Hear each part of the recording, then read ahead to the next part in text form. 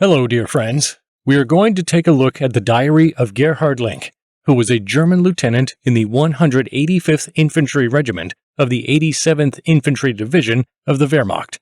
What concerns his biographical data, we know about him only the information that he indicated in his diary. One can see that he was young, well-educated, and had his own ideas concerning the essence of military service. Link was an admirer of drill, of rigid military order.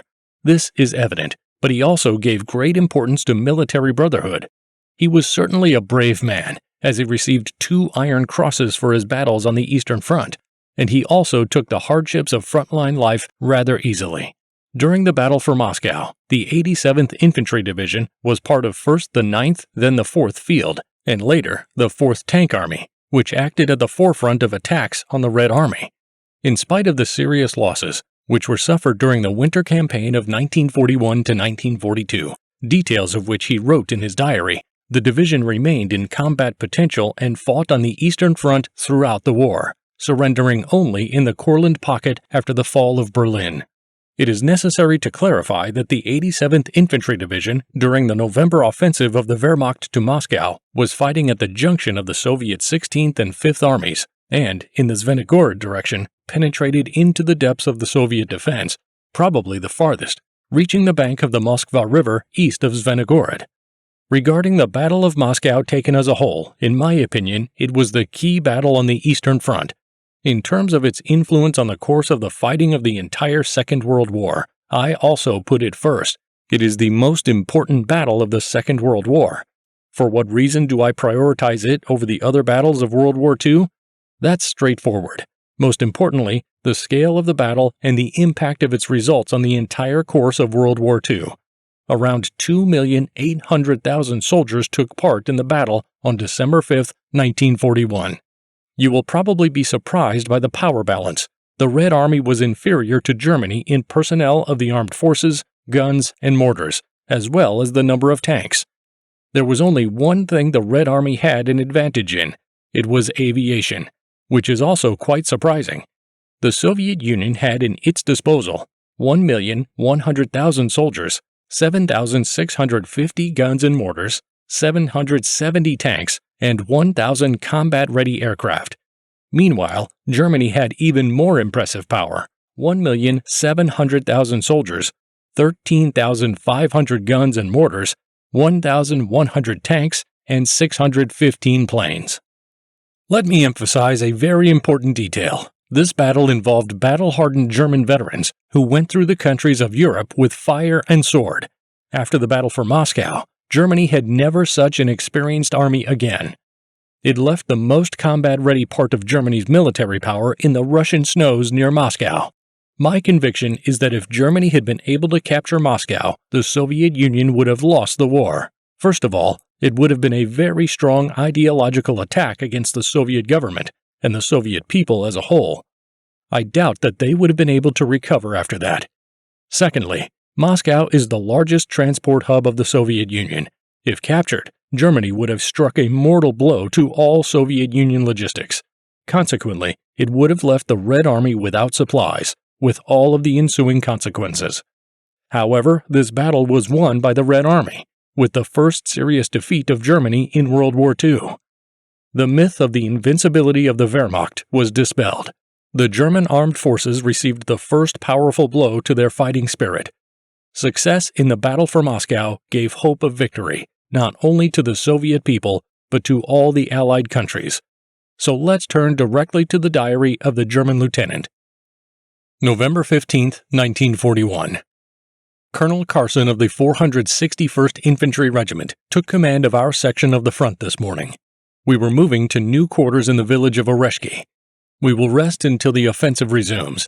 In the village, the whole regiment has assembled. It is terribly crowded. November 16th. A beautiful sunny day. The snowy landscape with frosted trees and bushes is enchanting. Nevertheless, one can't think of absolute peace. We need to post strong guards so that in this forested area we will not be caught unawares. In the daytime, due to the great winter weather, the frost is still bearable, but it becomes unbearable at night, and everyone wraps up carefully in his blanket before laying down on a bed of straw. Not one of us has undressed since August. Twilight descends by 4 o'clock in this region, and it only gets light after 7:30 in the morning. This morning, the enemy attacked the middle village, Redkino. Anti-tank and tank shells hit the outskirts of the village, taking one into a house, killing 2 soldiers and many wounded. We got new letter after a long break, after 7 weeks.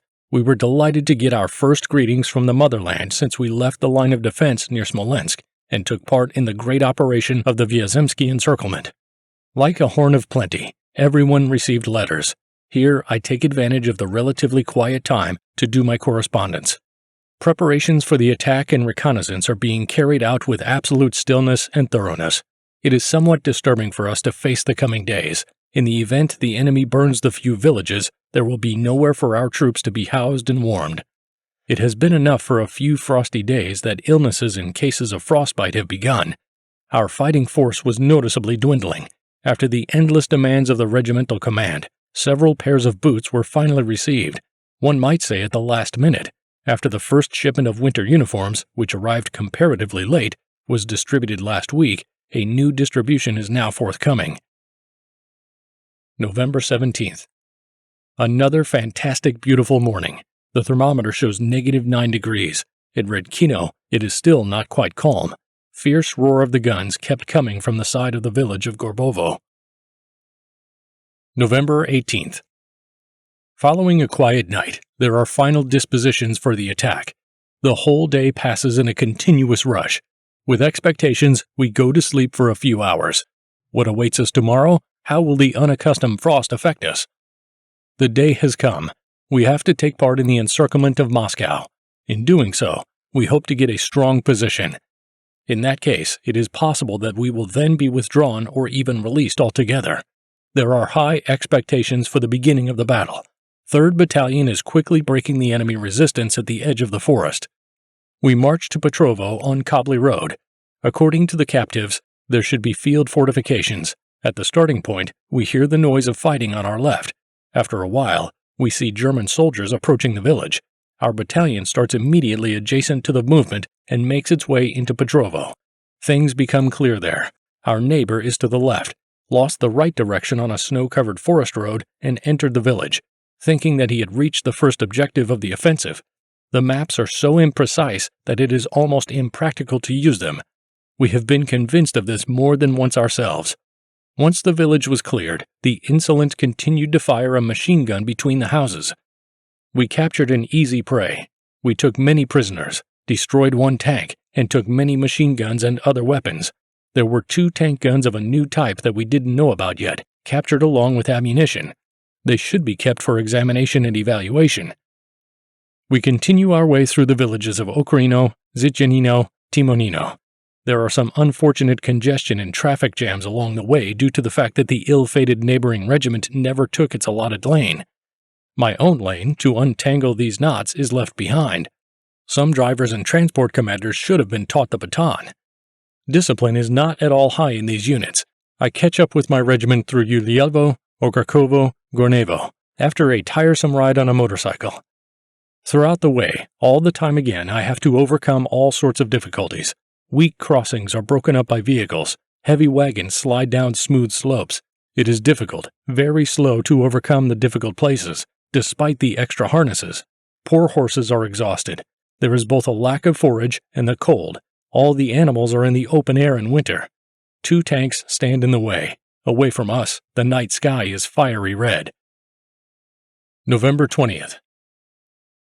In view of the poor road, our convoys are far behind us. The first thing we have to do is pull up parts of the infantry column. However, the order came for us to keep moving. This is how we waste precious hours of the day. We stay with our command post in the village of Gornevo. The regiment with its battalion succeeds in taking the villages of Iglovo and Zavyazavo by surprise attack. The starting position is hidden from the Russians.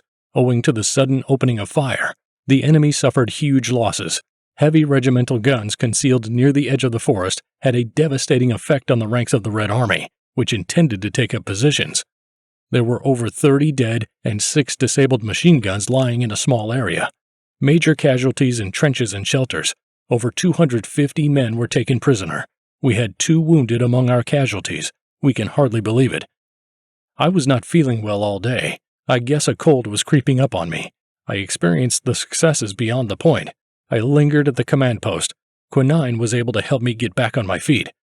Yesterday, the temperature reached -10 degrees, and today it is -7. Gray clouds covered the sun. It is weird because Russian artillery has not fired so far from the area of Oreshki village or from the area of Vishenki village. It is likely that the enemy has few guns and concentrates them in the main strike area. The activity of the salvo gun, which is called Stalin's organ in the soldiers' language, is increasing at the same time. While we have not experienced its action ourselves, but we frequently hear the incessant roar of blows from afar. It is said that the effect of the bursting rockets is stronger than the real action and incomparable to our chemical mortars. Our neighbors are fighting not very well on the left. There are still places that are not cleared of the enemy. November 21st. We are going to the village of Torkovo in the morning. Along the way, I have a chance to look at the field where the battle took place yesterday and take pictures of individual sections. We have to get to the village of Sosunika in the afternoon. For the first time in Torkovo, the artillery opened interfering fire. Unfortunately, we lost several men, horses, and other war material. While speaking to Major General Lucht, rocket shells were fired in our direction. Many of them exploded in the middle of the village. All those inside the room lay down on the floor. Windows trembled from the airwave of grenades bursting close by. Here the flame flew out. Mud and smoke rise as a column. Among the wounded are Senior Lieutenant Thulmer, Lieutenant Canis, and Lieutenant Mueller. Outside, one can hear the groans and cries of the seriously wounded. The casualties of the headquarters company are heavy. Movement through the forest was proceeding slowly. First, it was necessary to clear the road. Senior Feldwebel Berthold, who was my former Chief Feldwebel during the westward campaign, and a Spanish soldier are dying like heroes from grenade shrapnel. There is a command, tanks forward. There is already a heavy T-34 tank on the road, which was mentioned in one of the last Soviet leaflets. Our assault gun that is ahead won't be able to do much damage to it. All it can do is bring down the turret of this giant. Then the deminers blow up the tank. While a similar tank appeared at the side, in the bushes, the brave deminers destroyed it with a thermite mine. As we got to the edge of the forest, we realized we had lost our way. At 3rd Battalion's command post, there were direct hits from heavy Russian artillery. Among many men of the battalion headquarters, Wildhagen was killed. I found him in the last moments of his life. We liberate the village of Sosunika and occupy it. The middle regiment occupies the settlements on the right, at the same height. We return to Torkovo with headquarters. Being tired, we settle in the house, where the frame is blown out today. The holes were plugged with planks and hay. At night, the barn where 85 horses of the 8th Transport Column were standing caught fire. Reason for the fire remained unknown. Apparently there was sabotage. In spite of all efforts of the guards, most of the horses were burnt, and the harness was also burnt. In one blow, the regiment's transport column disappeared. I don't have any idea how much heavier the loss is. It is impossible to get the horses without damaging other units. The precious harness cannot be obtained at all. We require an anti-aircraft squad to be attached to fight the tanks, as the anti-tank guns are ineffective against the heavy tanks, while the attached medium anti-tank guns can become actionable only conventionally. The 47mm gun destroyed a medium tank. November 22nd. The anti-aircraft squad. I accompany it to the front line, to Sosunika. I equip the regiment's new command post. The enemy is attacking the 173rd Infantry Regiment. There is the noise of battle at times. The 2nd and 3rd Battalions move on Sormino. As the 2nd Battalion moves from Zavyazovo to Sosunika, they reach there just as the information comes in about the enemy's occupation of the initial position near the village. With a quick strike by a rifle company and assault guns, the enemy is defeated. There are 60 killed Russians remain on the battlefield. 100 are taken prisoner. The 2nd Battalion joins the other battalions poised to attack Sormino around noon. The area where we take the initial position, it comes to firefights with the enemy units thrown back to the north. Several tanks bombard German positions. An 87mm anti-aircraft gun fires on a T-34. The tank burns up. It is an impressive picture of the offensive. The whole regiment is moving in an open field from the forest to the village. Assault artillery, anti-tank guns, and anti-aircraft guns aid with their fire. Missiles of the assault artillery that precisely fell put several anti-aircraft guns on the outskirts of the village out of action. The T-34 suddenly rushes out from behind the houses and turns around, spewing fire at the chains of gunners. The anti-tank guns of all calibers and anti-aircraft guns, standing a little away, take it under fire. This insolent swirls between the soldiers and tries to crush them with his tracks. It can only be escaped by a nimble leap to the side.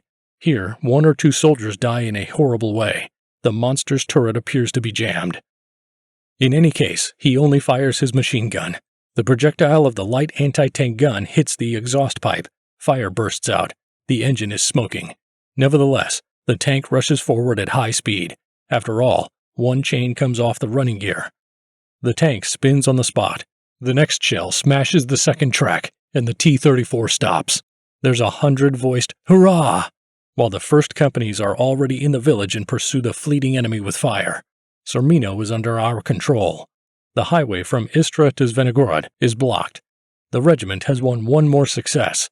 Lieutenant Strabel, he remained in Sosunica, went through terrible hours. Forceful units of Russian infantry flooded the road connecting the 2 battalions and threatened the village. The telephone wiring was cut in places. People who tried to fix it were killed. I and Lieutenant Gitter, he is from 1st Division, 187th Artillery Regiment, were going back shortly afterwards. We find a burning motorcycle sidecar in the same hollow. There were 2 soldiers in the snow, red with blood. Standalone interfering fire and hits from the Stalin organ fell inaccurately, away from the village, in the field. There was 1/3 of the T-34 destroyed entirely by 60mm anti-tank guns on the eastern outskirts of the village of Sormino. In the evening, we always warm up and take a rest on the poverty-stricken bed. These are hours of unforgettable, refreshing slumber. One of the staff officers must always be awake, sitting by the dim lamp. November 23rd. It's Sunday.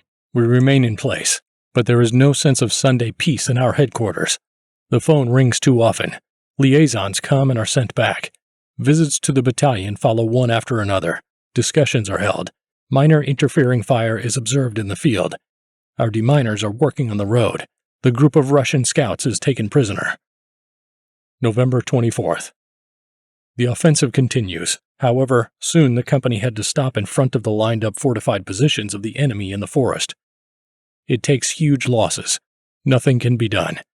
Lieutenant Dr. Richter died at the head of the 11th Company on the Zvenigorod-Instra road.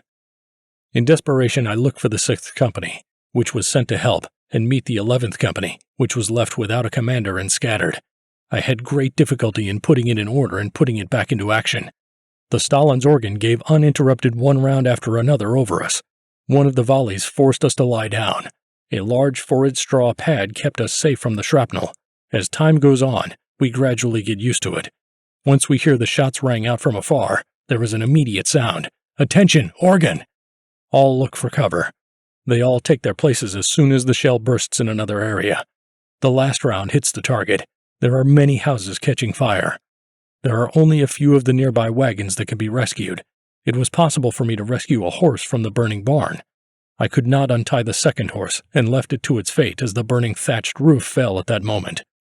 There were major casualties resulting from enemy action and disease, so that these losses could not be immediately recouped. With each passing day, the combat strength of the troops is weakening. While 14 days ago there were 70 men in a company, today there are only 40. Tomorrow there will only be 35. There are some people who are starting to count the days when it will be their turn. This does not show the fighting spirit in any way. Certain of the best commanders, trying to lead the men forward with their own example, are the first to die in their company. It shows how many casualties there are among officers and non-commissioned officers. As of today, about 40 men, which is 50% of all casualties of the day. Recent commanders who arrived as new replacements are poorly versed in the job and lack understanding of the responsibility of the assignment received. Some of the men are stupid and indifferent. Some have no conscience and put their superiors in the lurch. These people take every opportunity to step back. One of their favorite pretexts is to take the wounded away. There's still a fight going on in the forest. I go back to the 6th Company to give my orders. In the meantime, the 1st Battalion commanded by Senior Lieutenant Zichy has captured the village of Svatovo, located in the rear behind the Russian forest positions.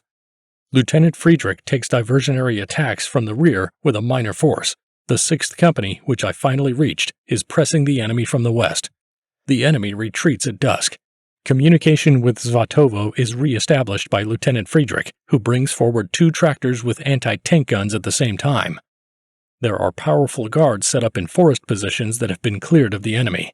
We climb into a barn for the night, the sturdy walls of which will serve as good protection against splinters. On the following day, the persistent fighting continues. To our regret, our losses are very high, especially among the commanders. The men who have been in continuous fight since early August are tired and overworked. There is an excessive moral burden. Shouting "orderly" runs through the battle like wandering fire, and opposite the cry of "MG forward" is left unheard. All these unpleasant occurrences, which were unknown in our regiment before, are now manifesting themselves so openly and causing us much trouble.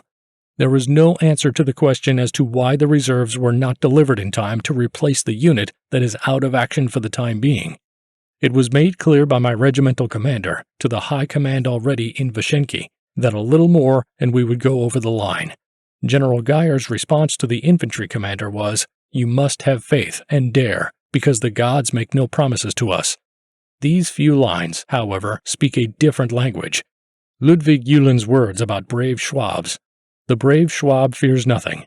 He walked his way step by step, though his shield was streaked with enemy arrows, and looked around him mockingly.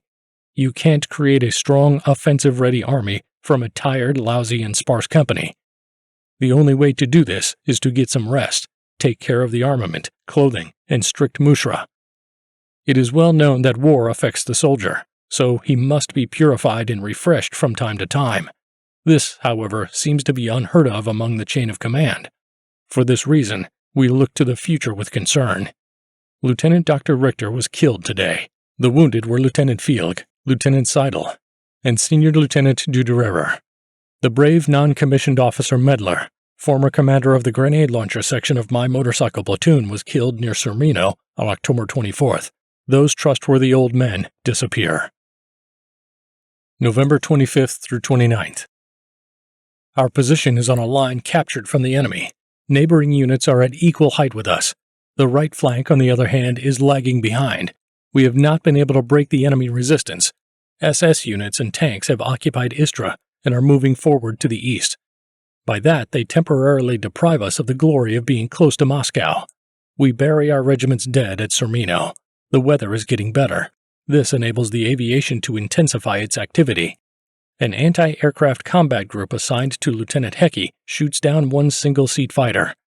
Neighboring anti-aircraft units shoot down several enemy planes. We have overall stillness. We are doing reconnaissance. I have set up communications with the 7th and 187th Infantry Regiments.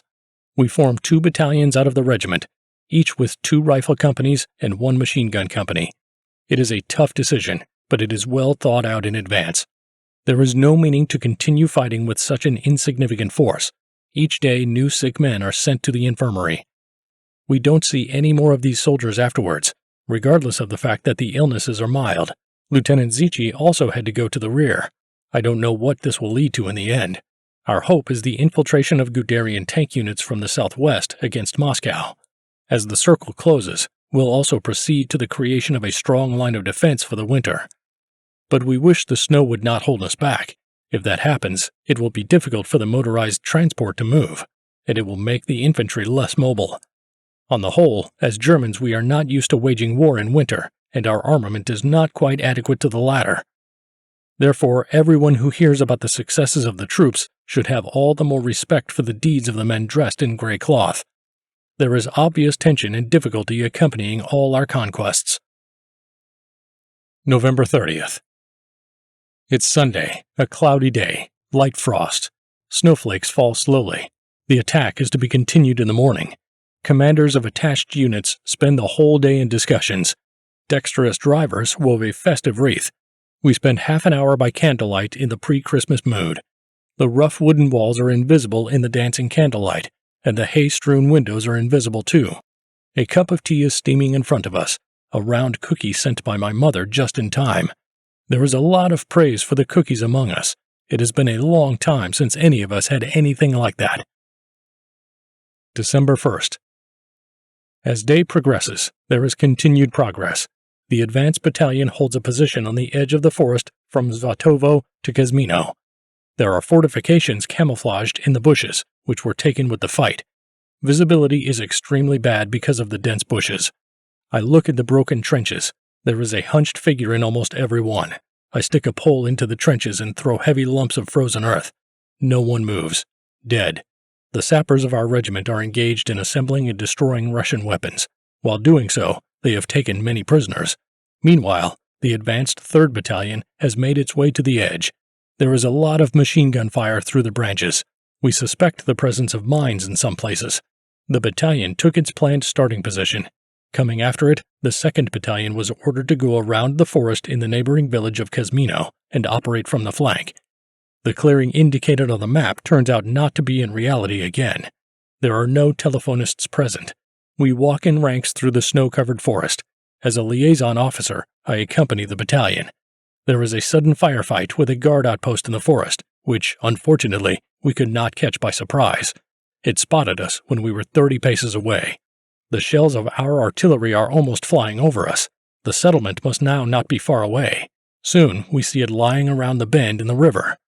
Machine gun and rifle fire from Schwitzber's battalion, which is also attacking the enemy. Assault guns were also striking in the meantime. Schlegel's battalion quickly reorganized its combat order and burst into the village. Machine guns of the enemy, set in the bushes at the edge of the village, are still firing at it. My telephonists are in place, but there's no communication. It's becoming disgusting. While walking across the open terrain, the 3rd Battalion approaches. It has taken up positions. The Bolsheviks hold the village under light artillery fire. Once organized, the 3rd Battalion commanded by Senior Lieutenant Maggie, the senior commander of that battalion is seriously wounded by a mine, moves toward Lipki. It only makes it a few hundred meters, however, and stops as darkness falls. A heavy anti-aircraft gun tractor hit a mine and went out of action. An anti-aircraft platoon non-commissioned officer was killed by his gun. Lieutenant Gottschling was shot in the chest by a machine gun. He died heroically. Lieutenant Felborg was already wounded at noon. There were several shells in the assault artillery gun. Then the panoramic sight was shattered. They were both unfit for use now. Our losses were not insignificant either. Throughout the day, it was cold. It was especially noticeable when you went inside to get warm. It has settled down outside. We're going to bed. I take a frozen slice of bread out of my pocket and consume it with enviable gusto. The 3rd Battalion throws the enemy back at night. The reconnaissance detachments penetrate the forest and find the village of Lipki, our target, unoccupied. They enter it during the night and set up posts. We move forward after a restless night. December 2nd. The regiment's main forces arrive at Lipki, which was taken at night. The objective of the day for taking Palacy has been achieved. The battalion of Schlegel has to make its way through the forest by fighting the Bolshevik rearguards and scouring the terrain on both sides of the village. The 4-barreled machine gun that was standing on the truck will burn the bush. However, the machine gun line lays relatively high, endangering only the hideout's slanting bullets buzzing the branches. Meanwhile, the 10th Company is clearing the enemy's position without losses to itself. I'm back at the 2nd Battalion. The edge of the forest is under mortar fire. We don't see the village at first, but it should be at the foot of the gentle hill in front of us. It's open terrain. There's only the forest in the distance, on the horizon. At our left, far ahead of us, there is a forest. There must be a birch grove not far from the edge of the village. It takes quite a few hours before everything is ready. We step forward impatiently from one foot to the other. Our feet are freezing. I notice the lightheartedness of our people. As they gather in groups, they gather at the sparse edge of the grove, in a visible spot. I chastise aggressively several officers. I'm very surprised at the order of the cars. They follow the compound on their heels, in large groups, disregarding the camouflage. My remarks seem to go up in vain. The battalion moves toward a populated area. The company crawls from the edge of the forest to the birch grove. The area is under artillery fire. There are no Russians. The valley of the Moskva River is in front of us. The outlines of the next village, Askanino, loom behind the stacks, and we can see movement there. Heavy guns fit quickly to the positions. Heavy machine guns, anti-tank guns, light regimental guns open fire. The village of Palacy lies on high ground. On the other side of the Moskva River are forested hills. For the Russians, this position will not be very pleasant. One impatient machine gunner also wants to open fire. Nonsense or lack of orientation yet, I don't know. The first machine gun fire hits his own. Lieutenant Schreiderer is seriously wounded and will soon bleed out. After the regiment commander, who arrived at that time, put out a line of the main resistance, I went back to the command post in Limki. We took our position in the school. A pleasant surprise in the evening. The general calls Mr. Colonel to him and informs him that the Fuhrer is awarding him the Knight's Order of the Iron Cross. This honored award is a worthy recognition of all that this man has done, of his successes. The weather is clear and cold. There is intense Russian aviation activity all day long. Our doctor finds a whole colony of bedbugs in the wall at night. He wastes almost the entire battery of his pocket flashlight, watching the last ones. December 3rd. It's a crowded house all day long. There's a lot of time being taken up by everyone who is not lazy. 3 low-flying biplanes dropped flyers around 20 hours, but they didn't do us any harm. They also appear over Politsy. A sentry guarding the headquarters takes his carbine and shoots down one of the machines with 3 shots. It catches fire. It is cold, a clear, starry sky. The snow creaks underfoot. December 4th. We are experiencing a hard time at the telephone one more time. Enemy is attacking the village of Politsy with a heavy force. It was recaptured from the southern and eastern sides, but it has broken through the forest north of the village and is threatening to break between our strongholds. The 3rd Battalion, Senior Lieutenant Maggie, was ordered to clear the terrain of the enemy to unleash its forces. I get called out there. There is a fierce fighting in the forest. The gunshots do not cease for a minute. Multiple echoes intensify the effect of them. Heavy machine guns of Russians grind the bushes. Shells whistle around. For a moment the fire calms down, but then a heavy shell rumbles and everything starts all over again. In my opinion, they shoot more blindly, just at the supposed target. Here and there whistling bullets cause confusion, as no one can distinguish where their own are and where the enemy is.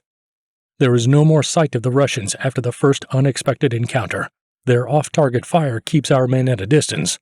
This is an ungrateful task of wandering, unaware of where, through the dense bushes. At times you can hear a shout. Someone's been hit by a bullet. Those wounded are lying in the cold snow, turning blue. It is almost inconceivable to ease the plight of helpless people under the present conditions. It appears that things are not all right at point 793. I'm called in with the purpose of observing the left flank and reporting. I walk along with one lightly wounded man, all the while keeping a cautious eye on the terrain. I come across some fresh tracks. There must be the first scoundrels around here somewhere. After a short time, I meet my neighbor's reconnaissance unit, which was sent for reinforcements. I give the commander an overview of the situation. A short distance away, near the village of Politsy, we spot several dark figures lying in the snow. They move around cautiously at times. There are about 15 to 20 of them. Without a doubt, they are Russians. They want to crawl back to theirs. I threw my carbine to my shoulder. The reconnaissance squad kills the brothers and seizes 4 heavy machine guns, while the 3rd Battalion managed to take several machine gun nests and destroy the enemy entrenched in the forest. The position was straightened out as darkness fell. We took and disabled 15 heavy machine guns. 43 prisoners are in our hands. However, it cost our blood for the hand-to-hand fighting in the forest as well. While the regiment lost 31 soldiers killed, 55 wounded significantly reduced its combat effectiveness. A senior lieutenant, 1st Company, 187th Combat Battalion, died of a serious chest wound the next day. December 5th. The temperature falls to negative 26 degrees at night, experiencing relentless enemy fire. Our intention is to move the main line of defense to the outskirts, and the village of Politsy is unfavorable for the leadership of the resistance. The enemy's disturbing fire reaches Politsy around midnight. Russian heavy artillery sends storm-destructive fire into the village. The area is illuminated by rockets in between shots. These things mean, no doubt, preparations for an offensive. In such crucial moments, as always, our communications wiring is damaged, broken by shells, and the radio cannot be used because of the severe frost. Situation is depressing, uncertain. I am heading to the edge of the forest for more details. There is a heavy cloud of smoke rising over the Politsy. Flames are beating from many houses. Heavy mines keep crumbling the village. It appears that tanks, too, are taking part in the business of destruction. The explosions of grenades reach so close that my eardrums sense the pressure of the airwave. Our artillery overwhelms the enemy's scouted firing positions with fire. It makes such a noise in the air, as if a flock of geese had flown by. It reminds me, therefore, of the song, "Wild Geese Rustle in the Night." Several lines are laying into the target, while the infantry stay inactive. There are several heavy tanks approaching the village. With our medium tanks, we are powerless against these monsters. But the Red infantry is scattered. The timely arrival of Maggie's battalion replaces Schlegel's battalion. A lot of cars and horses were burned. Lieutenant Vazel is lightly wounded by shrapnel. We have had 11 killed and 34 wounded all day, with 19 soldiers badly frostbitten. There was considerable loss of officers. Lieutenant Georgi died heroically. The 1st Battalion, 187th Artillery Regiment, lost many officers wounded. It was sadly regrettable that none of them, who were sick or wounded and sent to the rear, came back to the front line again. There's no way to think about a full-fledged replenishment. It is unclear when we will be replaced. We are beginning to count gradually when the last man will be out of action, and there will be nobody to hold arms in their hands. There is so little manpower to service machine guns or heavy mortars that these weapons cannot be used if they are further depleted. At the same time, some of them, including vehicles, were left when they entered Ruza as a result of the lack of personnel on December 1st. The freezing wind blows sharp needles of snow to my face. Duracrust settles on your helmet from breathing.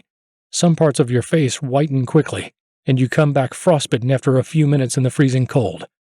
A number of guard posts and guards try to warm at least their feet, the most sensitive to the cold, by the fires. By comparison, our uniforms do not equal those of the Russians. The enemy uses cotton pants and jackets. He wears felt boots and fur hats. We received a small batch of fur coats lately, and they are issued to soldiers who are more exposed to the cold. There is a shortage of footwear, especially with the current state of boots and socks. December 6th.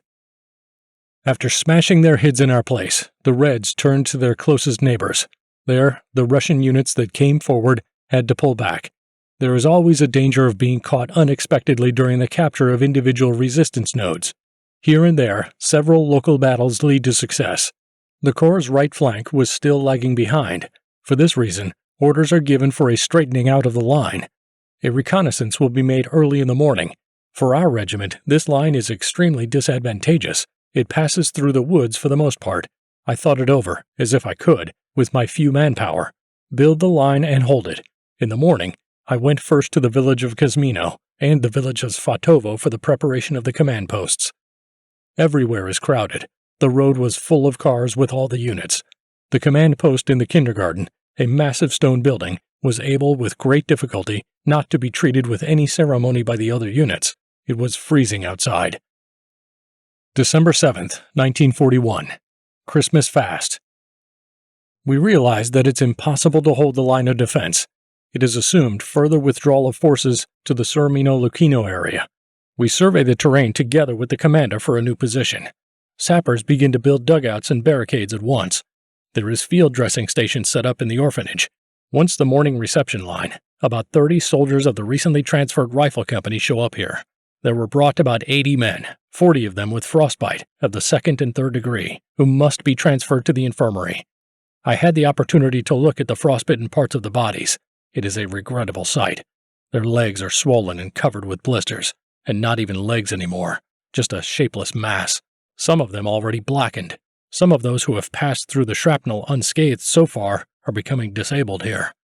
There are a few remaining houses that can't provide overnight shelter to all who want it.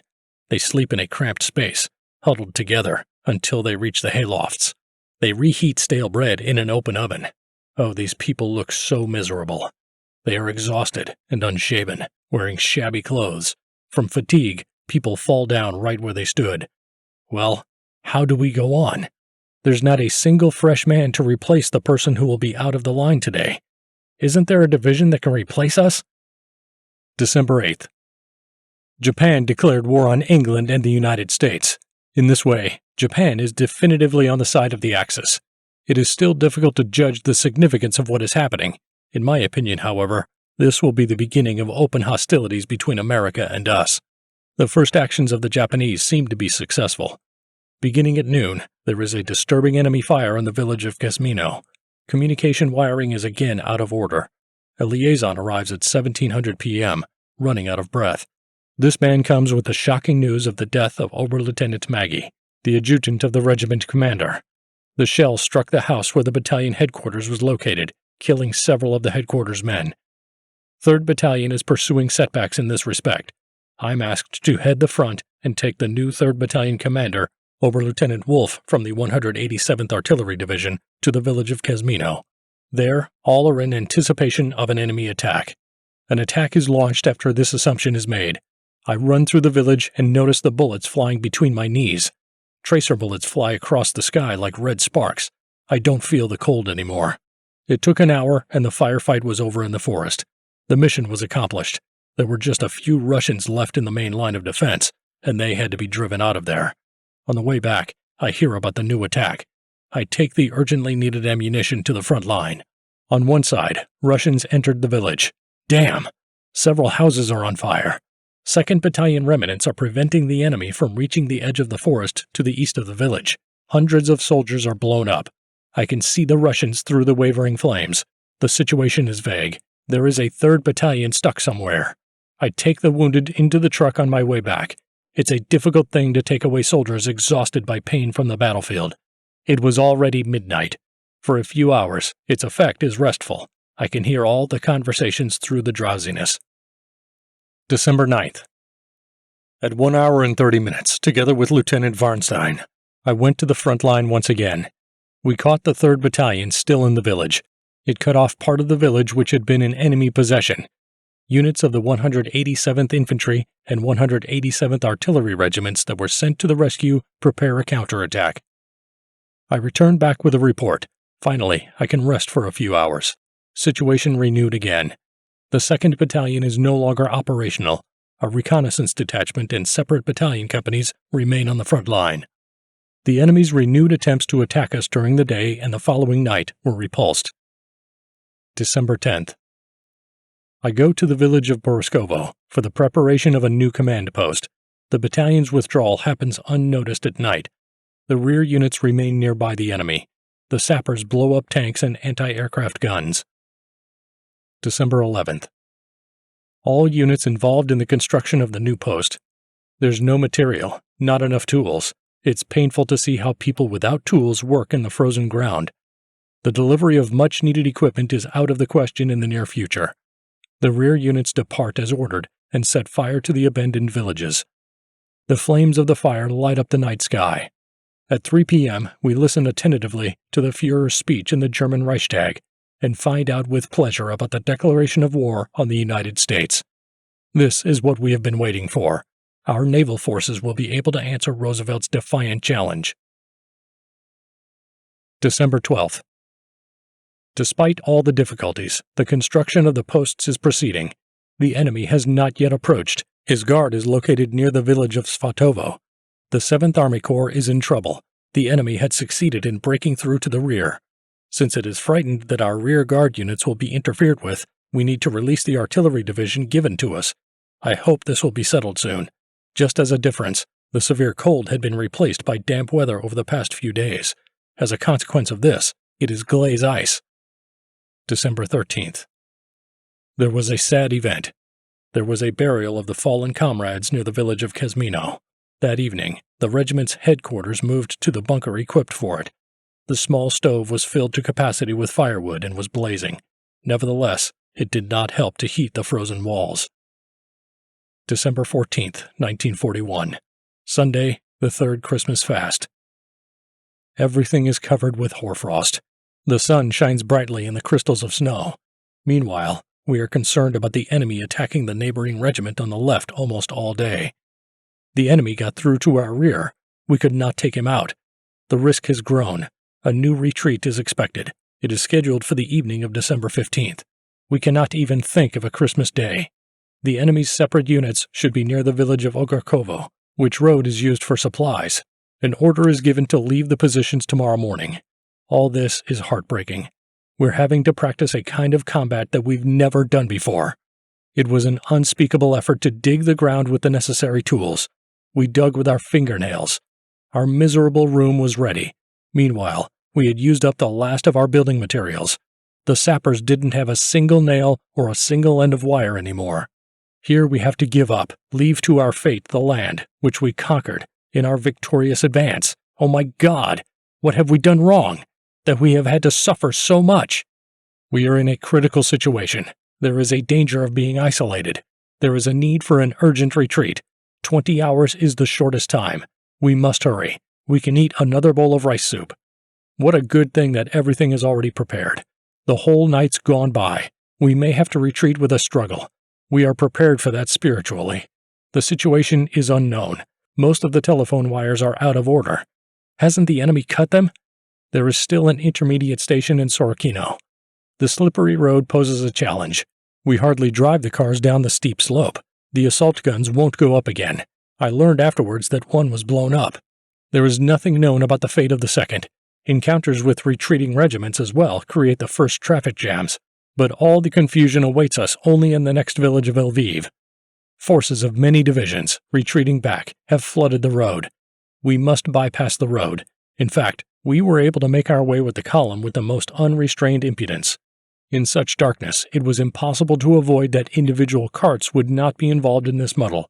There is a stop in the village of Rakovo. It is necessary to check out the further route first. In a crowded room, while sitting on a chair, I take a nap for 1 hour. Lieutenant Strobel lies beneath me. It gets cold when the flame goes out in the little stove, and we freeze. In the room, the air is not good and damp. December 15th. It is just getting light, and we continue on our way. There are many difficulties due to the bad roads and snow. Cars often get stuck in the snow. We are slowly moving forward. The vehicles of the regiment headquarters can hardly be driven. One of them should be taken on a tow up to the place of rest, Zagorji. I arrive there at noon. I hear the noise of the battle to the south, not far away at all. I destroy a few pieces of stale bread with appetite. There is no opportunity for sleep. I stay at the telephone, which has not yet been removed here. It seems there is no longer any danger of getting pinched. In the darkness, there continues its way a long ribbon of columns. It's not easy to carry the wounded. I want to go forward with the carts, but the highway is filled with cars. I hadn't got out of the mess just yet, when the cart rolls over again into a snow-covered hole. As we try to pull it out, the convoy passes. It's impossible to outrun it. The truck, brought up to date yesterday morning, broke down again. The axle broke. Nothing can be done.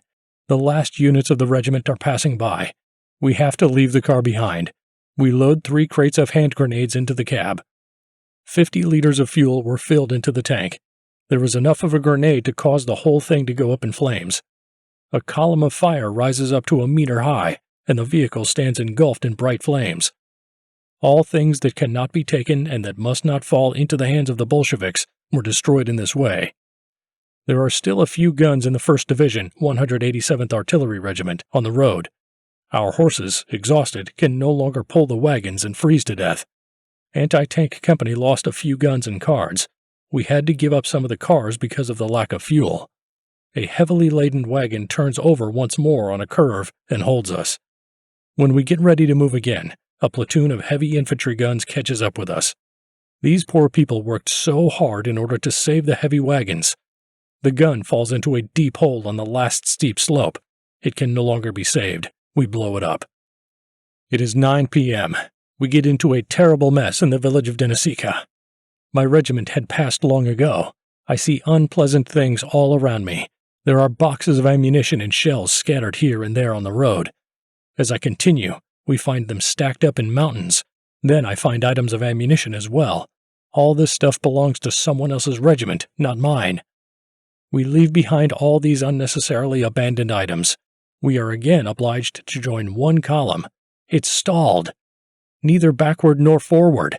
There is a rugged section of trail a few kilometers away. The riders unteam the horses and take them back to the village. I send 2 helpers of the saddlers to warm up as well. I stayed near the cars in the forest. It's past midnight. It's getting cold everywhere. I keep a blanket and 2 overcoats on to protect myself, but my legs are freezing from the cold. It's blowing hard. The snow covers us and the carts. December 16th. The front of the column is moving slowly. Now the traffic jam is cleared ahead of us, and we are moving relatively well. Oh, what a terrific picture we see in front of us. In my mind, I've only seen something like this on the march to the west when the French troops were retreating. Broken cars, scattered ammunition, in many cases dropped in a hurry. What's disappointing is that we don't have a sufficient number of hidden storage facilities where we could hide most of the valuable things at least. In this retreat, mindset and discipline were affected. We lost a lot of valuable property. No one even cared to destroy it all. It was possible to worry about those ammunitions dropping on our heads. I get safely to the regiment without any difficulty. We pass Vishenki, which was the former location of the regiment's headquarters, where we once spent unpleasant hours. Nobody knew then for sure that we would ever see this village again. It is true that even then, in that autumn slush, the situation was not brilliant, but this time it has deteriorated even more. The many casualties had weakened us even more during this time. At the same time, we got the 200 men we'd somehow scraped by the rear units, transport units and convoys, regardless of their age, specialty, or the benefits they'd received for their last sons. There is no doubt about the fighting ability of this elite. Many soldiers don't even use their own weapons. For me, this kind of thing seemed to be possible only in hastily assembled Russian brigades. We had only one break for a few hours at the Pesochnoi Podborino crossing. We had to move on in the evening. The target is the village of Tishino, which we knew quite well during the offensive. There we would stand for the next few days, covering the movement. I passed through Ruza, which was abandoned and almost depopulated. There are wooden houses burning. These torches light up the town. It's as bright as daylight. We move into Colonel Raki's old apartment. At night, we receive a command to prepare for defenses. At last, the Führer's imperious word, no further retreat. This line of defense must be held to the last moment. The town of Ruza must be turned into a bridgehead. December 17th. With defense, we were faced with heavy worries and confusing questions. Losses in ammunition and equipment were revealed each time. The last battery of Captain Raki left in Ruza. The city crowded with carts and units of every division. These units and groups get broken up and scattered every now and then. There was no sense in the leadership of some of the divisions except to shrug it off. It would be worthwhile for these divisions to take my regiment's leadership of the retreat as an example. Radio address by General Martinic to the 9th Army Corps on December 17, 1941. Quote, "The 2nd Battalion of the 125th Combat Engineer Regiment had just passed through Ruza all in order." Unquote. Extraordinary things are being seen. There are disgraced men wandering around like vagrants, like the bastard. I interfere whenever I meet this kind of loose guy. The majority are soldiers without thorough training. At 267th Division, I got even to the point of a bloody scuffle. Our new line of defense passes through our section of the forest, this side of the river. It is certainly a better line than the one at Kazmino, but worse than the one at Boriskovo village. The area is pretty wide for us.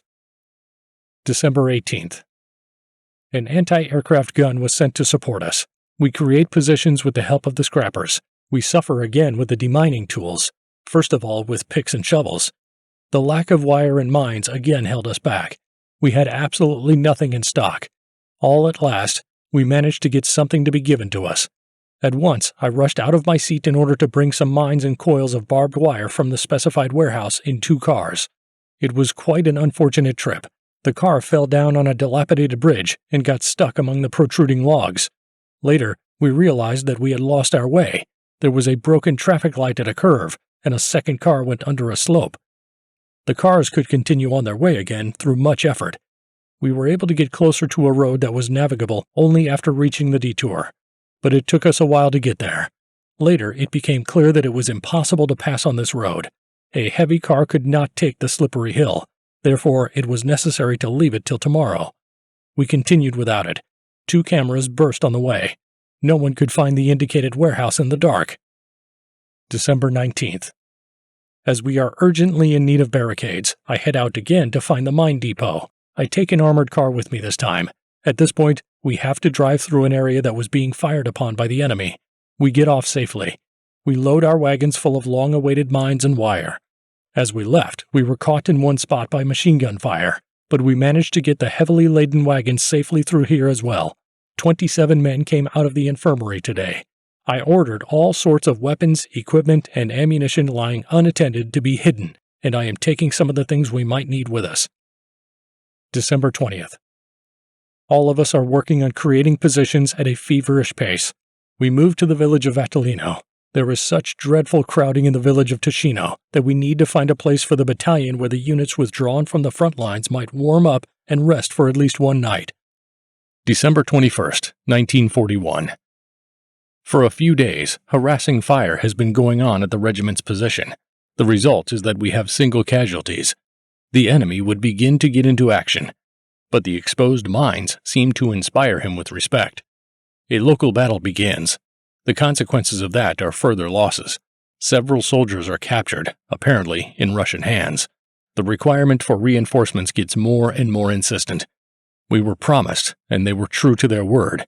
We got 40 men. 2 of them were officers of the marching battalion. Still, this replenishment did not have a dramatic effect on the situation, because on the same day the infirmary was replenished with the same number of men. The new units had to be delivered by air. The first batch was delivered to another unit. The following day the aircraft were unable to take to the air by reason of unfavorable meteorological conditions. It is now impossible to expect a new supply. To what does all this lead to? We start out with good, combat-ready units, and then nobody even thinks about refreshing them. People have a feeling as if they were put on a post, and then forgot to replace them. Did we get left behind? It feels to us that all the action is bad timing, and that everything has not been done as it should be done now. We often get requests for appointment and characterization from the garrison in the homeland. All the barracks are overcrowded there, while here at the front we value every man, in particular specialists and officers. Certain department with unexplained persistence holds people in rear units. It makes me want to scream with annoyance. We were in shock when we heard in the morning the news of the changing of the army's command. The Führer himself would now be in charge. A short order informed us of this. I suppose the reason is our retreat. But it was never supposed to be. If we were more diligent and timely brought in the reinforcements. Our transports have been doing a colossal job. The railway and highway network on such a big plain is so poorly developed that the roads are overloaded. Now the cold weather has come, which seriously affects the workability of transport. There is no coal for thousands of miles. Alarm systems fail, and there are often snowdrifts. All of these difficulties, however, must be overcome. It is not strange that we lack much. I would say we have nearly nothing. Initially, we could get a lot of things in the captured areas. Stocks for cattle and horses were sufficient during all the difficult months when we were left alone. Now we are in the same territory. Our miserable leftovers will soon be exhausted. Potatoes are added to our food in completely unnoticeable quantities. The cattle have been completely butchered. The forage in the area is almost out.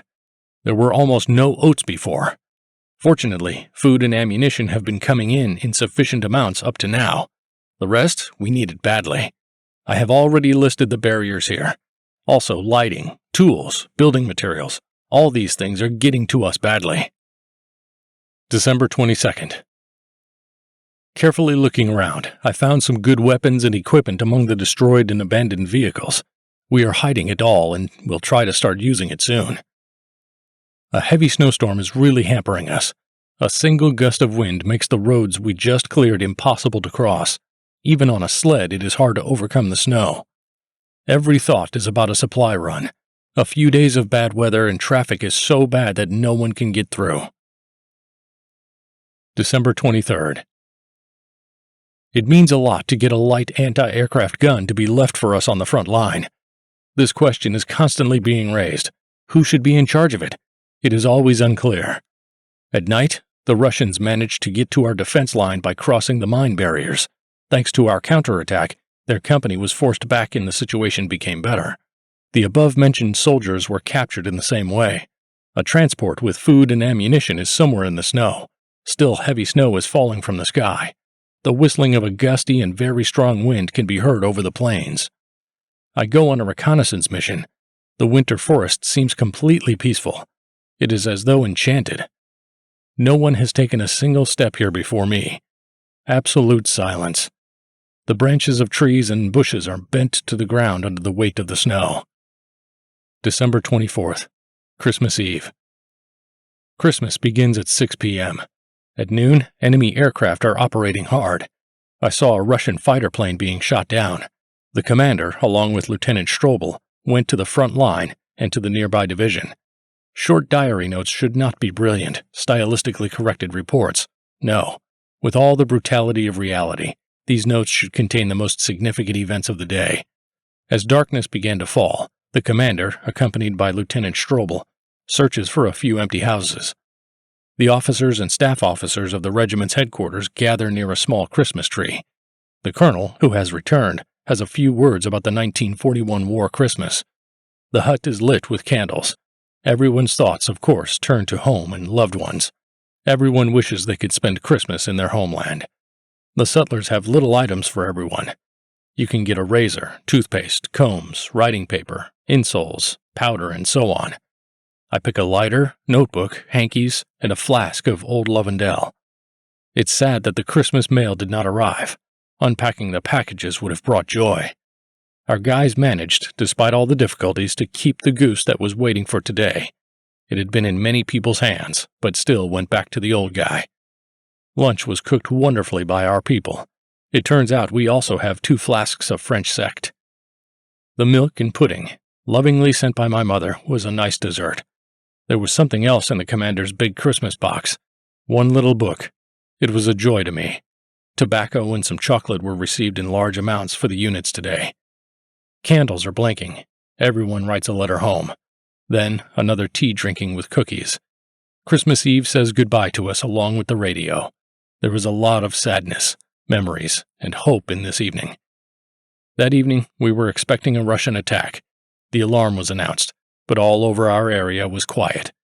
When we go outside, you see a silver glowing ball rising above the dark treetops. The ground is lit up for a few seconds. The ball fades, and the entire landscape is once again in darkness. December 25th, the first day of Christmas. Absolute harmony during the first day of the holiday.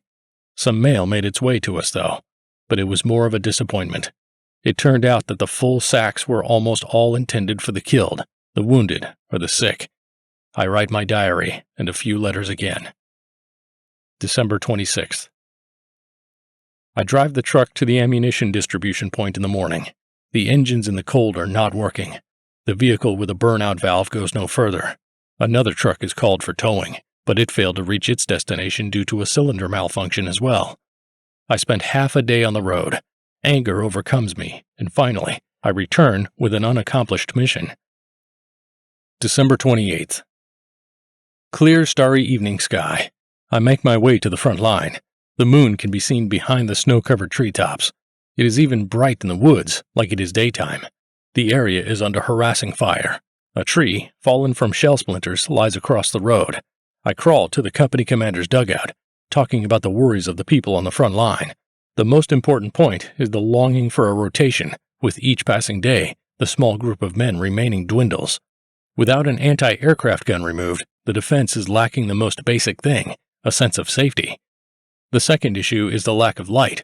In the dark living dugouts, the soldiers have nothing to do. People are having a hard time, with insects bothering everyone everywhere. People observe with worry the absence of mail. Unfortunately, the bread portion has to be reduced. The taking away of the anti-aircraft gun puts us in the position of having to reinforce the units. Regular rotation will now become impossible. The musty and dark holes will become a permanent shelter for the men.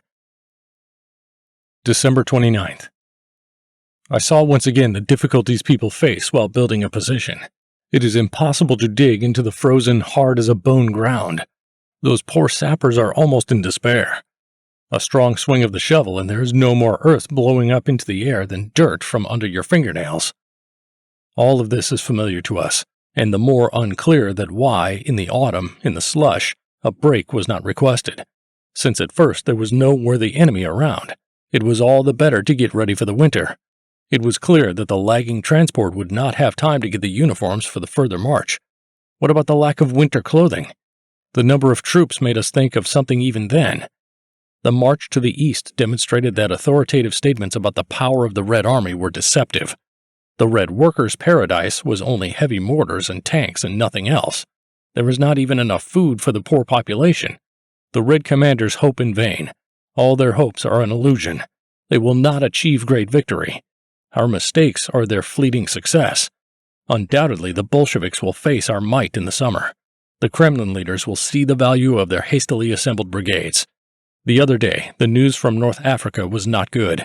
The British have evidently drawn up their forces and are taking the offensive. The East has picked up some of the troops originally planned to be in Libya. I am thinking, for example, of the 5th Armored Division. All our hopes are with Rommel. December 30th. Crowds of people who have left the village go back in search of food. But we have to be ruthless. We cannot waste small supplies. We persecute people with threats, and let hunger do what lead could not do. December 31st, evening of the old year. However, the end of the year did end up bringing joy to the regiment.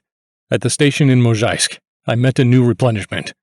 2 non-commissioned officers and 104 soldiers. What was especially valuable was that these men were experienced soldiers going back. They recovered and returned. A lot of them are from the same regiment. They were wounded in the first summer battles. The difference between these soldiers and the soldiers who so-and-so found arrived from the supply wagon in Colossal. In the warm room, the Christmas tree is lit with candles for the last time. Again, the sky is clear and starry. It is very cold. We sit with the officers of the regiment. We drink tea with rum. We are talking about worrying things, listening to the radio. Replenishment led to a conversation about reserve forces.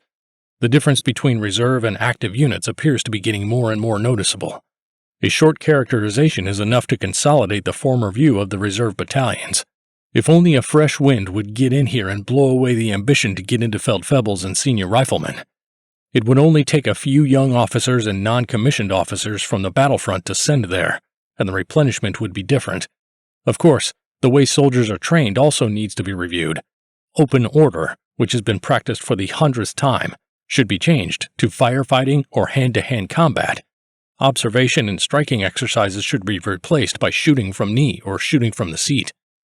The gentlemen officers in charge of training the soldiers should not rack their brains about whether they will hang out tonight at the Palace Café or at the New World. The education of the men in their charge, that is their main effort. Commanders must constantly hear from them requesting to be transferred to the parade ground to get some frontline experience there. Training in barracks cannot be taken seriously. Nothing but relentless hard drilling in units in peacetime will make the reserves really useful. With a glass of sect and the hope of future success, I greet the new year. January 1st, 1942. New Year's Day, -32 degrees. The past year, if I dive into my memories, has brought many new experiences and impressions. Everything would take several more years to fully make sense of it all. I have to separate the chaff from the wheat, and my mindset, in many ways, will be transformed as I look at the events from a different angle. Still, I think the experience and the maturity I have gained over the year will help me in the future. The year started with a parting with the girl I love. In France, in the regiment, in the border garrison, the best memories remain. My memories of the productive period of my training, of the beauty of the landscapes of Fertile, where spring soon began, of Tarusa and Montrechard. What I recall willingly are the cozy evenings in the club room with the deep armchairs, with a glass of sparkling sect, or bottles with the well-known labels and inscriptions, Martel, Hennessy, Montmuso.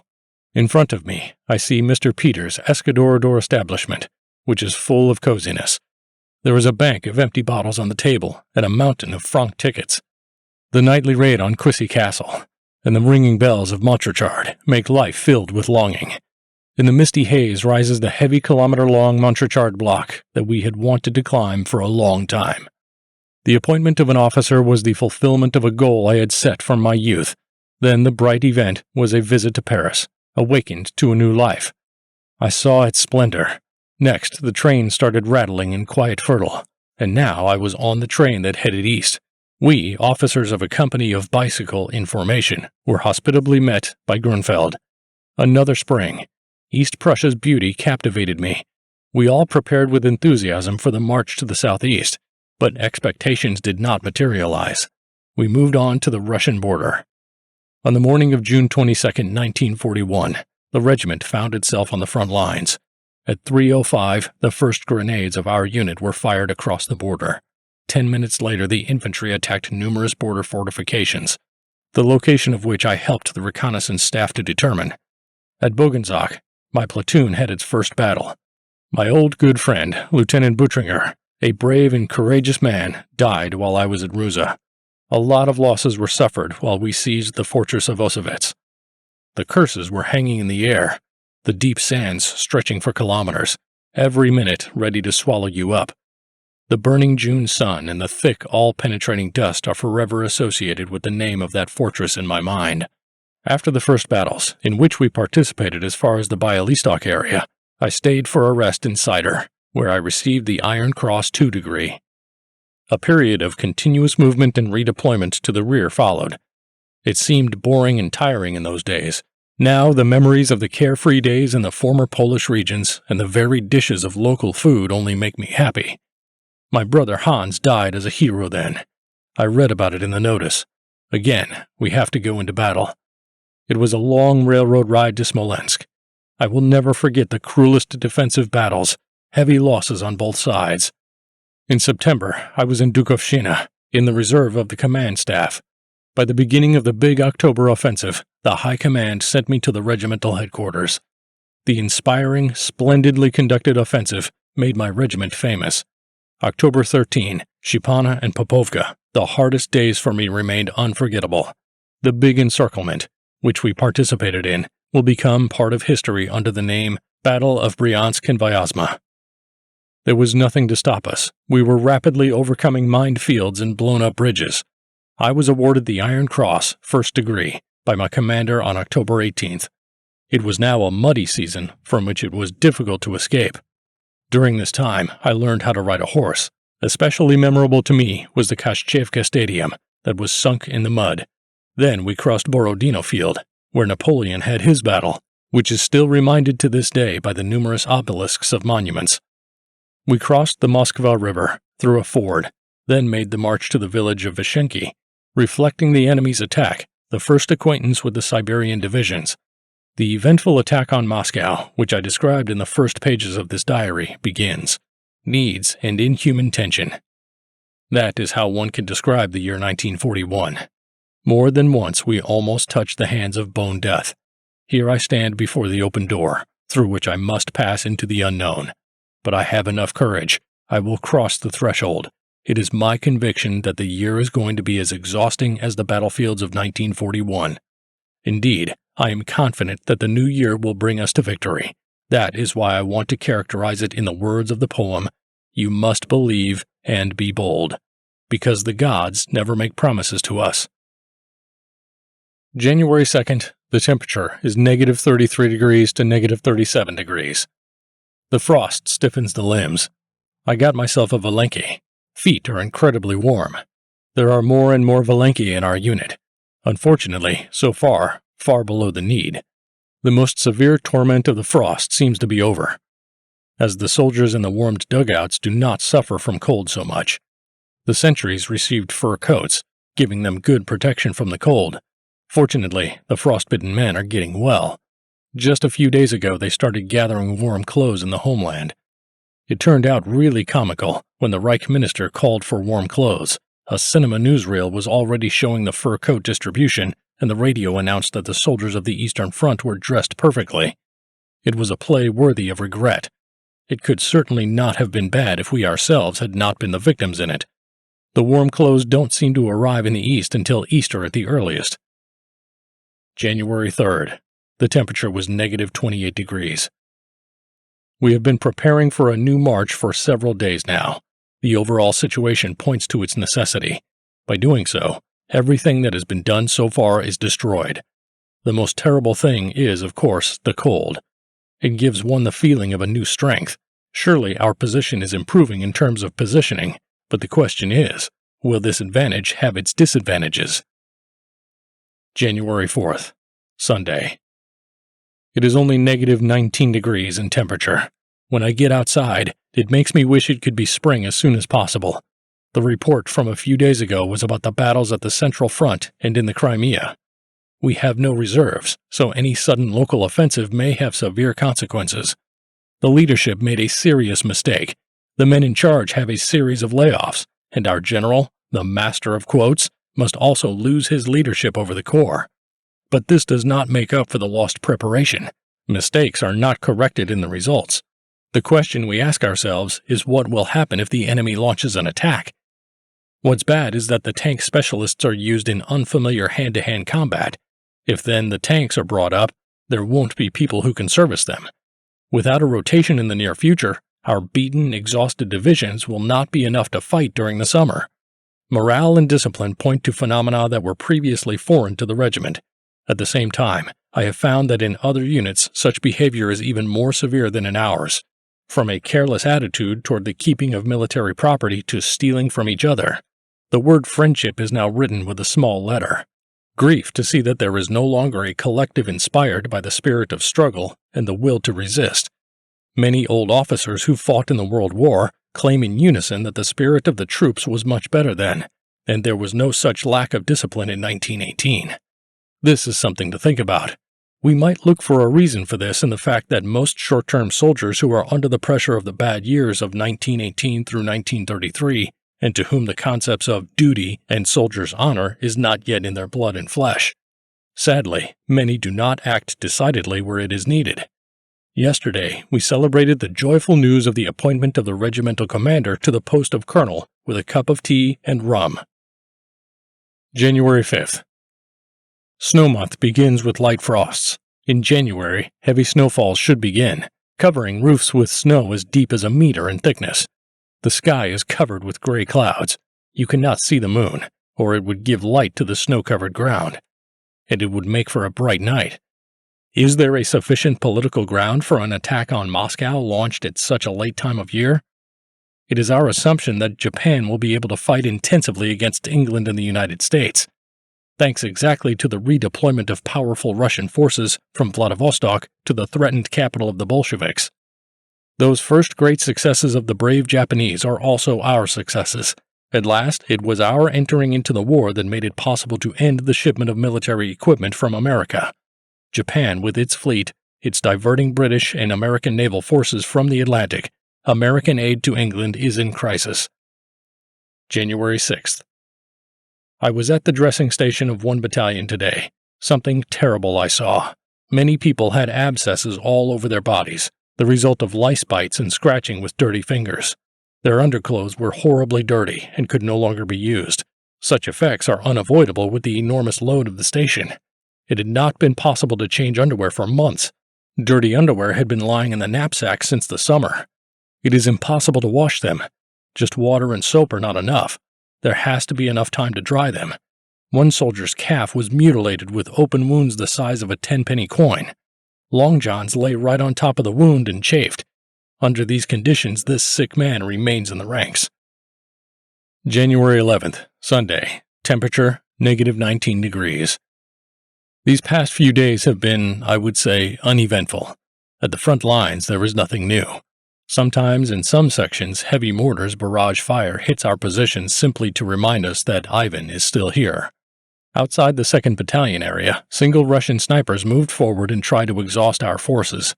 The news we received yesterday was disappointing, that Captain Mueller was wounded while making a round of the position. The doctor's report made us worried.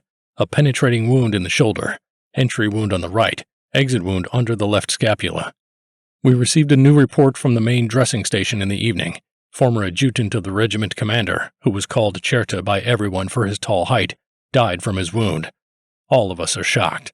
The life of a warrior with great expectations ended with Mueller's death. Relative to the general situation, we know a little. Rzhev and Kaluga have become the scene of violent battles. Seems that the Bolsheviks succeeded in building on the local breakthrough results. The Reds are trying every effort to use the winter, pushing units of Skiers forward. They are trying to get into badly defended areas and cause confusion in the back of our troops. Our defenses are being built in Vetulino. There is no retreat for the 185th Infantry Regiment. Stay or die. Nothing can come in a third in this Russian winter. But if the village gets in flames, this flaming column in fulfillment of the Führer's order will show the pilots and our neighbors that the German soldiers were fighting here to the last bullet. Even now, we do not know whether we will stay here or keep moving forward. Strong wind the day before yesterday and yesterday blew all the roads. One shovel is now worth a rifle. We are building shields of fallen fir trees. All efforts are thrown into this job of keeping the roads in transportable condition. Before the last week, I could look at myself as a lucky man. I certainly had no lice.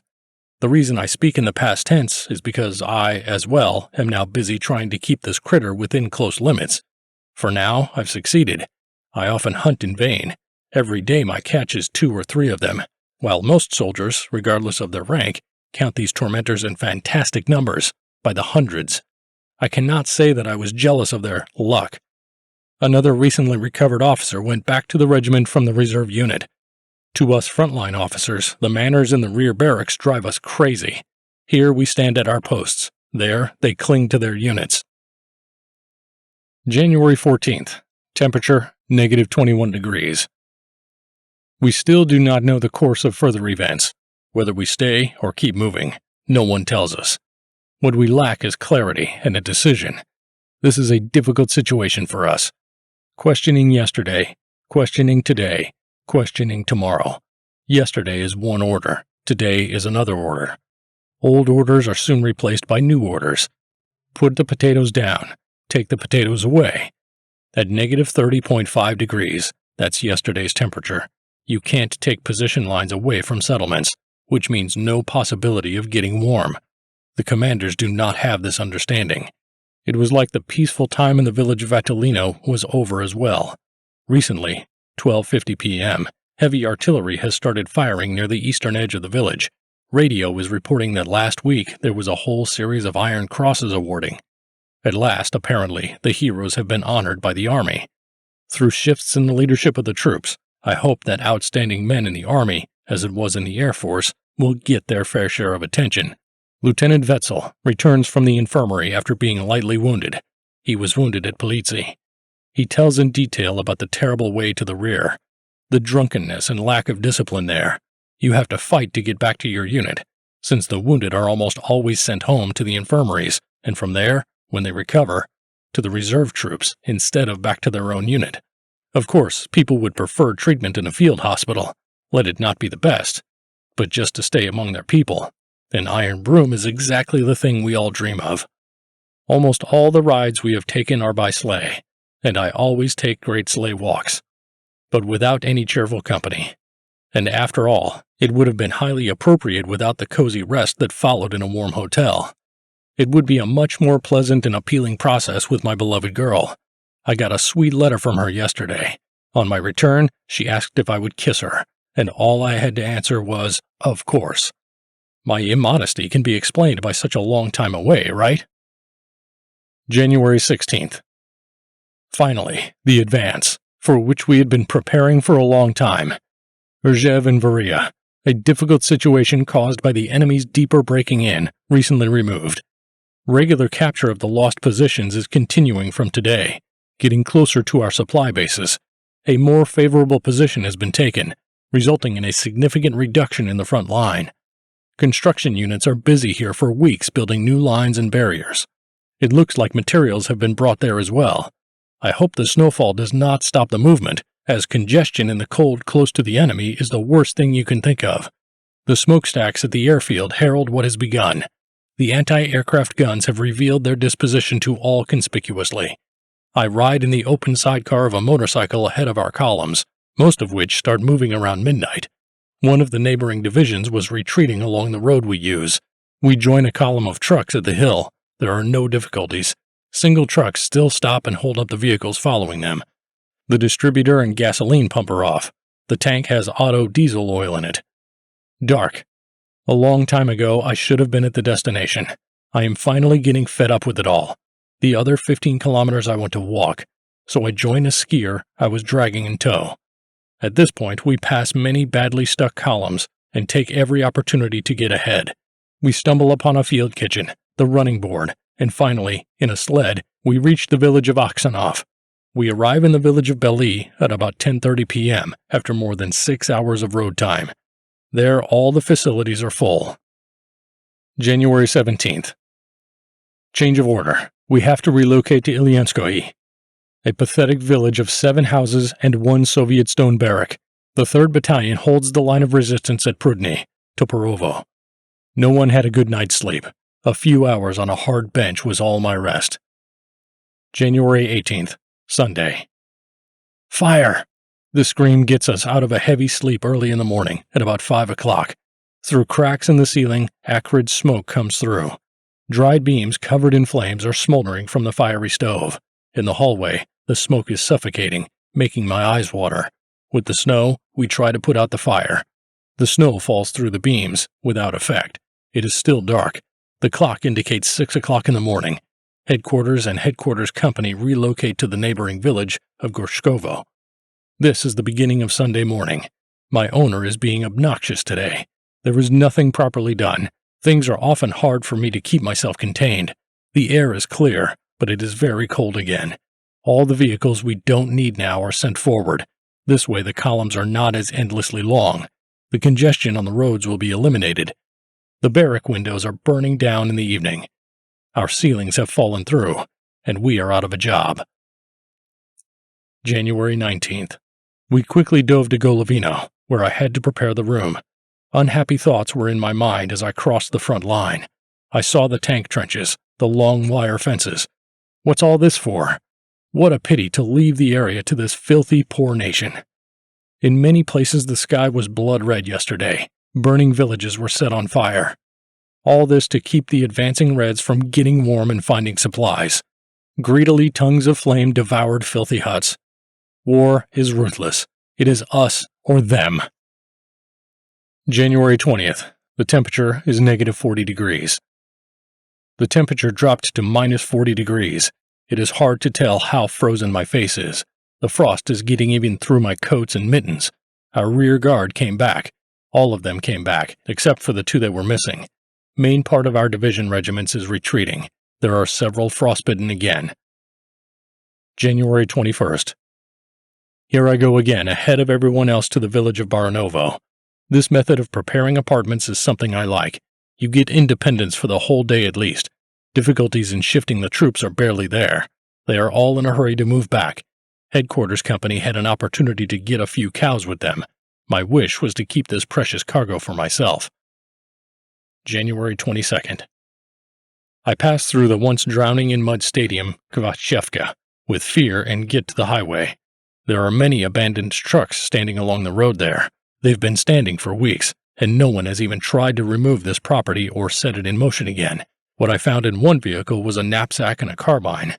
That dumb chauffeur deserved to be hanged. Already in many places, communication poles had been blown up and large worthless houses burnt down.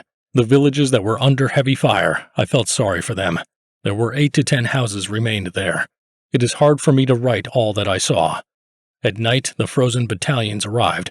The workhorses of the platoon, as a consequence of bad roads and lack of forage, are completely exhausted. We are in the village of Katarinki. There are few roads cleared of snow, so we have to take a detour. At 4 o'clock, a messenger arrives. There is a message that the battalion still has not arrived at the position planned for it. In this frost, it has been on the road for 12 hours. I go there at once, about 10 kilometers on foot. The road is bad, full of bumps and potholes. I stumble a few times in the dark.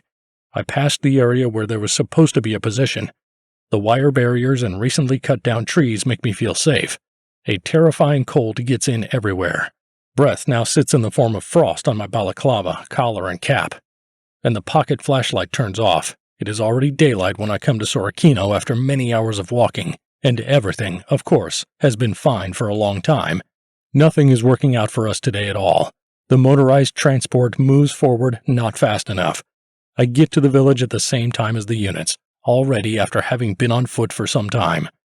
The whole village is taken over by other units. What we don't find is a suitable house. January 24th. The temperature was negative 35 degrees. Again, the same story. Immediate building of positions, their improvement. Endless conversations on the phone. Discussions of the important and unimportant. Orders are planned and written. The house is like a dovecote. January 28th. The 10th Company fought off several strong enemy counterattacks during the night. Reports coming in the morning are unclear. so I head to the front line. I can see the silhouettes of the dead in the snow in front of the dugouts. I count 10 of them now. Somewhere else, similar silhouettes are moving around. At a distance of less than 100 meters, a head in blood was torn from the snow and fell powerlessly to the snow. With a simple eye, I can see the uninhibited enemy. I see his outposts, change of posts. I send a few bees to that side. This night, a young Lieutenant Haney had been killed while pushing the retreating enemy out of the spruce forest. On the right flank, the Bolsheviks made an attempt to create a jumble. They were pushed back, however, with heavy losses. Dead men were left on the battlefield. At noon, they were no longer in sight. The wind had covered up the signs of the night's battle. January 29th. The temperature was negative 15 degrees. It is still snowing. Every road and track are covered with snow. The people and horses are getting stuck in the snowdrifts. People sink into the snow up to their waists. January 30th. Temperature, negative 19 degrees. We are taking a new position.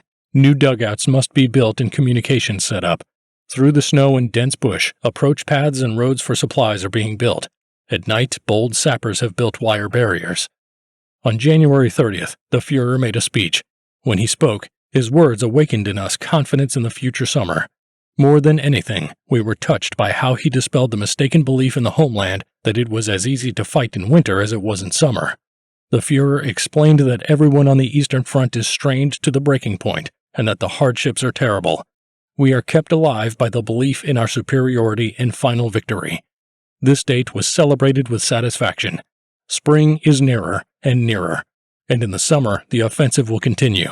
The homeland's task is to tirelessly forge weapons for us.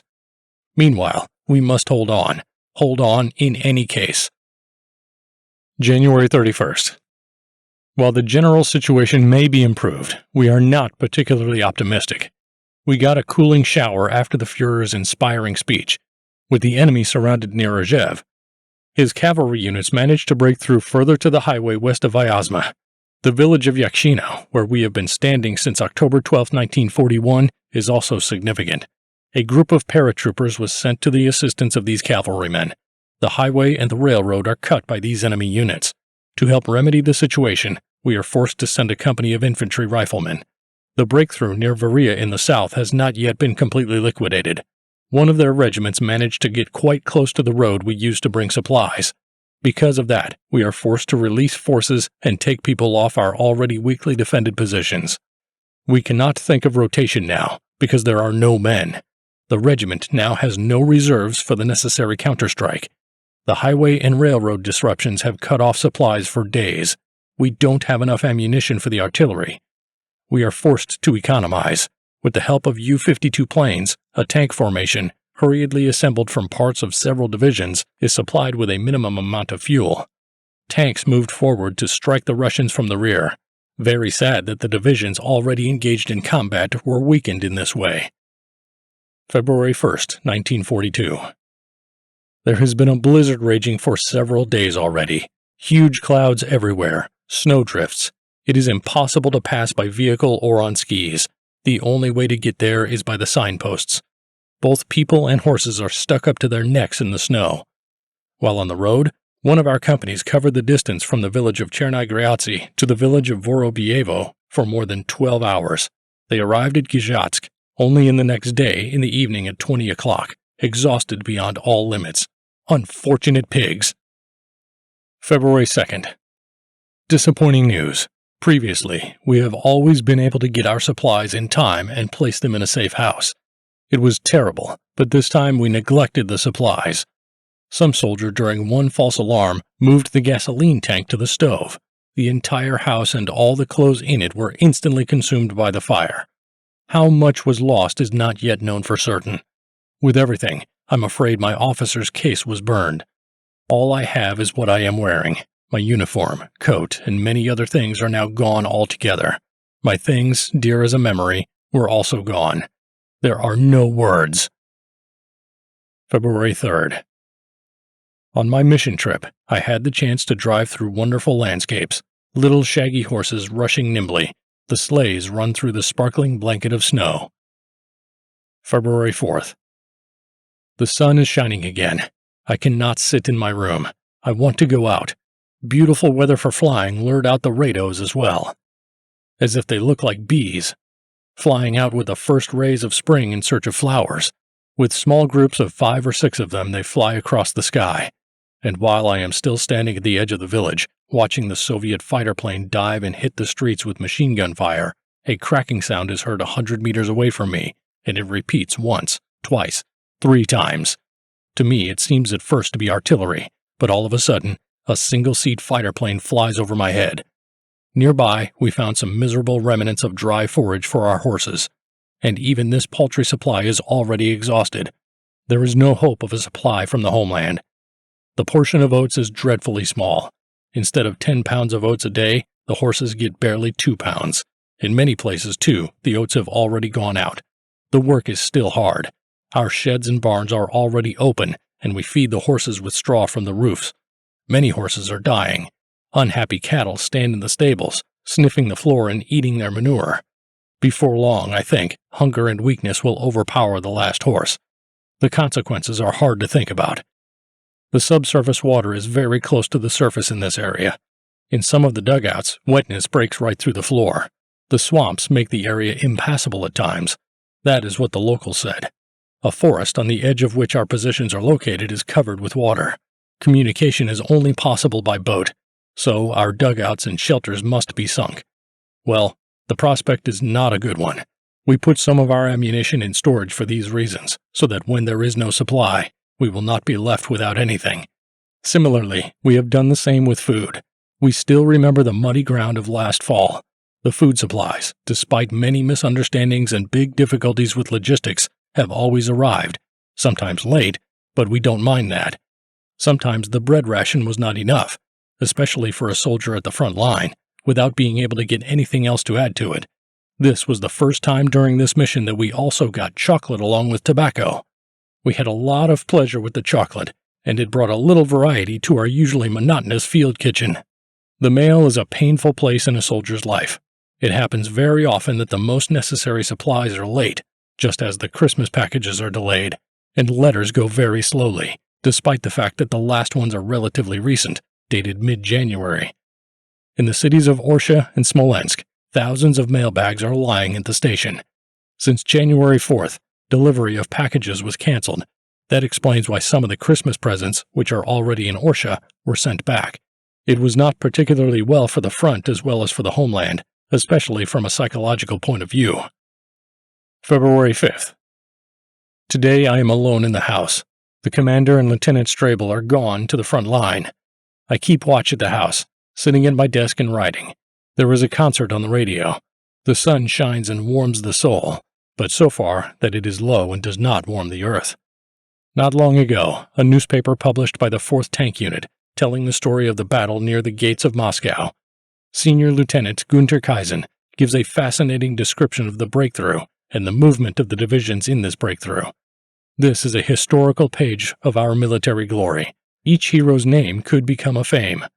The story is interrupted by the order of the General of the 2nd Artillery Corps to suspend the movement from December 5, 1941, caused by the coming winter.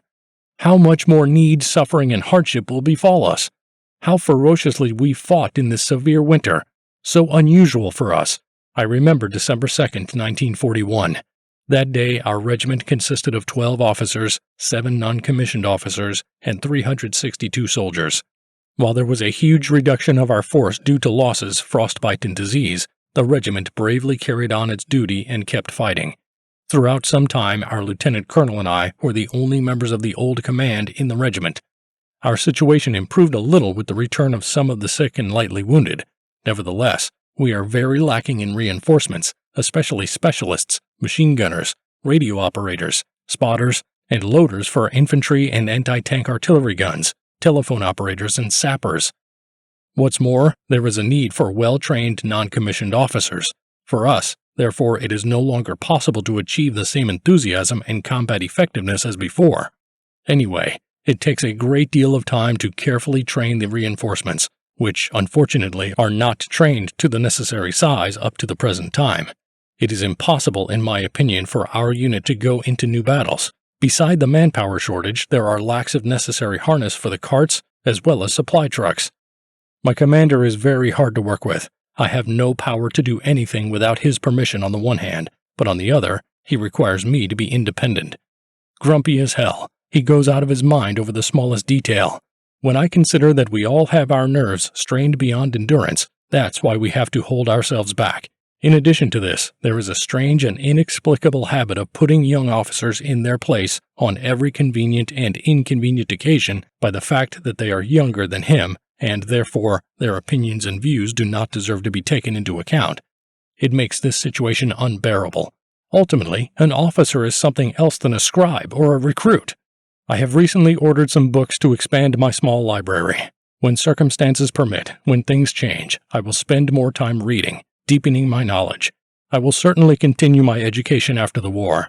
Every officer must have fundamental knowledge in all the sciences, not to mention the pedagogical side of the process. The war erases these requirements, which means that after it, you have to work doubly hard on your spiritual development. February 12th. On our section of the front, there are no significant changes. The enemy, except for the shifting fire and reconnaissance units successfully repulsed by us, are not disturbed. Last night's useless walks to the wire barriers. Anxious about our division positioned on the right, they could not stop the Russian breakthrough deep into the rear, quite close to us, and the enemy is constantly bringing up forces. We too now find ourselves in trouble, as we had no choice but to give up our reserves to our neighbors and withdraw our men from the front lines.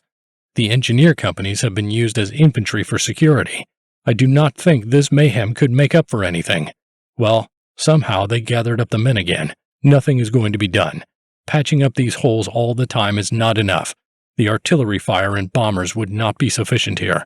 Neither assault planes nor artillery will help to improve the situation. February 17, 1942. Fighting the enemy breakthrough in the neighboring division is prepared for several days. Smoke screens, assault aviation, and tanks were used, but these operations did not destroy the enemy. Suddenly appeared T-34s put the successes to nothing. Even snow doesn't hinder these tanks. They move at high speeds, dumping snow with high ramparts, which the enemy uses as cover. The village of Vasilkovo was turned by the Reds into their base point. Regardless of all efforts, it is still not possible to take the narrow band of the breakthrough in a tick. The enemy is accumulating more and more forces. Units put into battle for a whole week have been in the open air. As the efforts to cut off the enemy have still failed, my regiment and the reinforced 8th Infantry Regiment must be assembled and make it. This is a mess. The positions are ready for some extent. During Sunday noon, the enemy sent us his lead greeting. The enemy might have observed an escalation of movement. Yesterday, a repeat of the fire at the same time. I was sent to the dugout that was still being built. The strike this time completely close. Exploding grenades make our men leave the kitchen. When I opened the door of the dugout, I saw flames, rumbling, mud, and smoke. Soldiers all in dust made their way to the dugout. A shell broke through the roof and struck above the door, so that it destroyed the walls of the house. The kitchen ceiling fell through. The soldiers' beds crumbled like a house of cards. There was one soldier standing at the door. He was wounded. He was still lucky. At that time, the commander was in the next room. I haven't felt well for a few days now. I got a lot of headaches. I feel chills. To support myself, I take quinine. The fever stops in the evening. This is where the diary ends. He was killed near Smolensk, in the village of Oshepkovo. We do not know the circumstances of his death. Don't forget to rate the video. Also, write your opinion in the comments. Goodbye, everyone. See you all again.